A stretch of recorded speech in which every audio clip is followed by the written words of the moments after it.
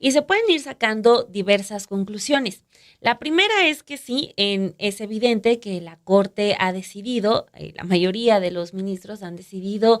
tomar un bando político y también desde ahí están ellos actuando. Incluso eso se puede ver cuando ellos dicen, y antes también hemos hecho esto porque saben que las implicaciones ya nos están quedando en un plano secreto, en un plano en el que solamente abogados o periodistas los escuchan, sino en un plano donde todo mundo los está viendo, donde creo que estamos en un momento en el que por primera vez la mayoría de la gente sabe al menos 3 nombres de 3 ministros y eso ellos lo saben. Y antes podían pasar por ahí cualquier persona y el Poder Judicial nunca tenía ese protagonismo que afortunadamente hoy ya toma en toda esta política. Y sí, gracias también a que el presidente les ha puesto ese nombre y les ha dado ese lugar de decir, bueno, ustedes ya tomaron esa decisión, esa bandera, pues vámonos, así nos vamos a ir en esta batalla, incluso recordando lo que el presidente denunció hace algunas semanas de que le pidió a su gabinete no contestarle ni las llamadas a los representantes de la Corte de la Nación. Ahora, eso es por un lado. Lo otro creo que también, y nos vamos de aquí a uno de los comentarios que ustedes nos dejaron, que es la lección que queda para el partido en el poder, en este caso el partido que llega con la bandera de la izquierda y de Morena. Las imágenes que vimos de los legisladores aprobando una ley tras otra, creo que también le tienen que dar una lección al partido de decir, el argumento que utilizan de que es que en el pasado lo hicieron, es que en el pasado aprobaron leyes así, creo que tiene que ser un hasta aquí con lo que pasa en la Corte, que la Corte, insistimos, no se mete a revisar el plan B, no vieron el plan B, ven el proceso como el que se aprobó, con el que se aprobó. Entonces, creo que el partido en el poder debe dejar de cubrirse con esos argumentos de que en el pasado lo hicieron porque se supone que ellos llegan al poder con la bandera de ya no ser lo que fueron los de antes, que fueron a los que sacaron. Entonces, creo que quienes lleguen tienen que saber que esos argumentos no le caben a la izquierda, no le caben sobre todo cuando tiene una batalla clara con el Poder Judicial. Entonces, lo que vimos, aunque argumenten que antes lo hicieron, que antes se hacía, pues yo creo que ya no tiene que haber un espacio para eso. Y también porque el presidente López Obrador les está encargando a quienes vayan a llegar al Congreso de la Unión la responsabilidad de ahora sí que cuaje parte importante de su proyecto de transformación. Me referí a uno de sus comentarios ahorita, por ejemplo, el que nos manda Luis Miranda, porque nos dice: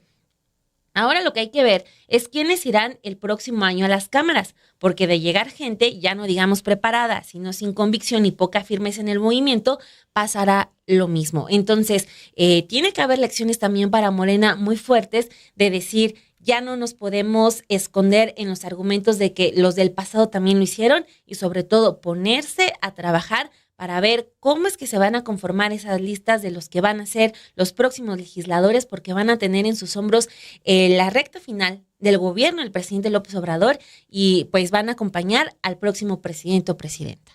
Así es, creo que una de las lecciones que deja lo que está pasando con este fallo de la Suprema Corte de Justicia es por ahí, pero también creo que es un jalón de orejas a todos los diputados y a todos los senadores que no se han tomado el tiempo para discutir, para analizar, para permitir que la oposición haga este tipo de mociones, de este tipo de argumentos, como lo que vimos el pasado viernes 28 de abril, cuando se sesiona de manera rápida y toda esta semana también se sesionó de manera muy rápida en la Cámara de Diputados, se presentaba una iniciativa, no se discutía y se pasaba inmediatamente a la Cámara de Senadores. En la Cámara de Senadores ocurrió lo mismo y lo que vamos a ver también en esa parte de estas iniciativas, que fueron 18 las que se pasaron por parte de senadores, pues muy probablemente es que lleguen a la Suprema Corte de Justicia y se vayan tumbando también porque no hubo una iniciativa discutida como tenía que haber sido por parte de la oposición, que ese ahora es el argumento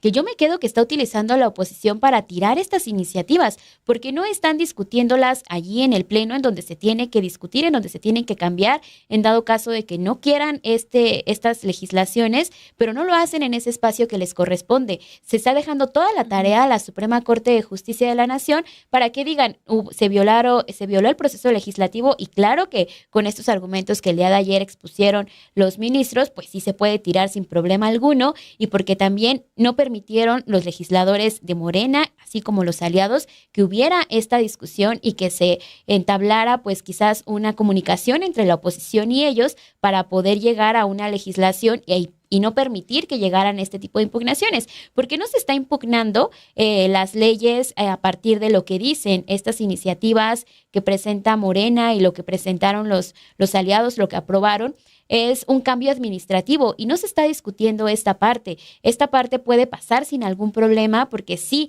saben que no tienen manera de cómo impugnar estas legislaciones, pero sí tienen manera de decir,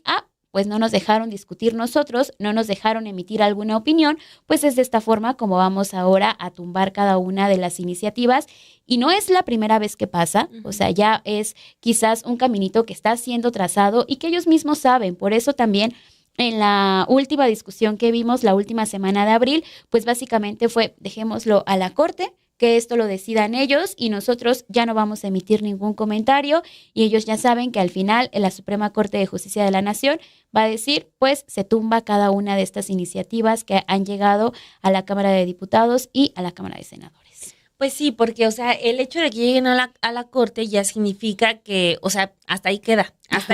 y va a salir incluso el saldo en negativo, ¿no? Uh-huh. Entonces, pues el presidente creo que hoy también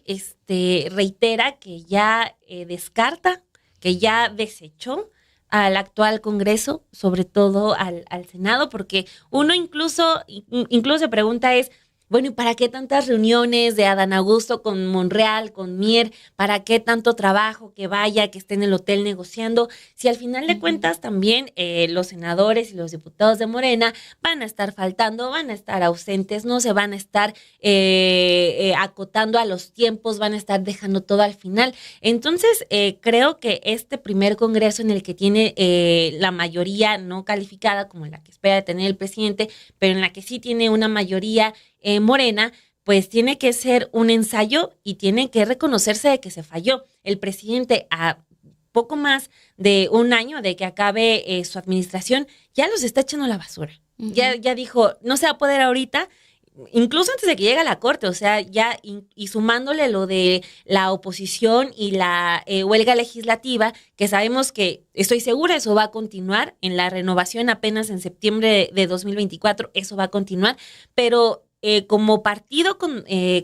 mayor preferencia de votos, tienes que prever esos escenarios de ahora en adelante. Tienes que prever el escenario de la Corte y tienes que prever el escenario de la huelga legislativa. ¿Y eso cómo se prevé? Pues poniendo a gente que en un mes no se va a bajar de tu bancada para sumarse a los otros. No se va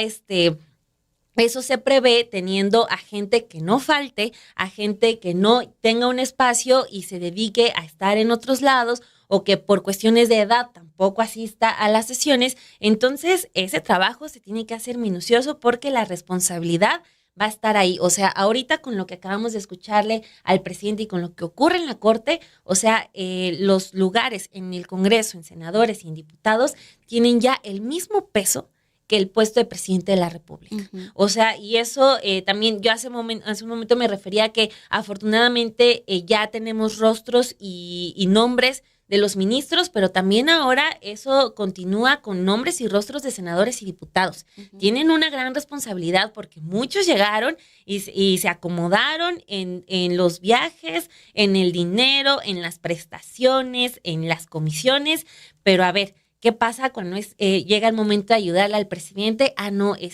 se sacan que esto de economía legislativa, que de rápido, que firme el suplente, que esto ya. Entonces, ya cuando todo se empieza a hacer engorroso, empiezan las fallas. Entonces, a este Congreso el presidente ya lo descarta, ya ni lo voltea a ver, nos dice vámonos y le pone la atención a lo que ocurra en las elecciones del 2024 y ahí también la responsabilidad está en los partidos, ya previendo estos escenarios. de que la oposición va a tener esta campaña para que Morena no tenga esa mayoría calificada y también pensando en una corte casi completamente hermética para todo lo que quieran pasar,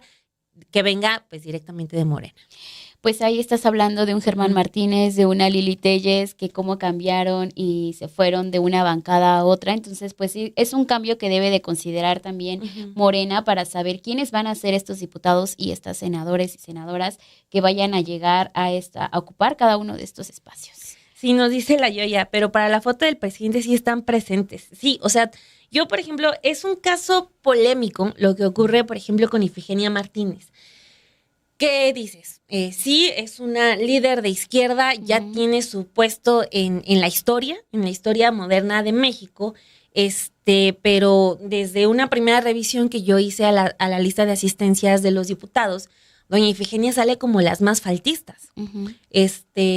No está presente en este tipo de votaciones cuando Morena necesita cada voto. Si ya tuviste tu prueba y error con los Germán Martínez y con las Lili Telles, pues bueno, a los que sí son fieles, pues los necesitas, ¿no? No necesitas que estén de vacaciones o que estén descansando. Y honestamente sí me sorprendió que Ifigenia tenga ya en este puesto en el Senado esa lista de faltas, pero en la foto pues sí está al lado del presidente. ¿Merece ese lugar? Sin duda lo merece, pero para el asunto de los números creo que también tendría que haber pues esa evaluación y siempre en el margen del respeto de decir, doña Ifigenia, pues deje que su suplente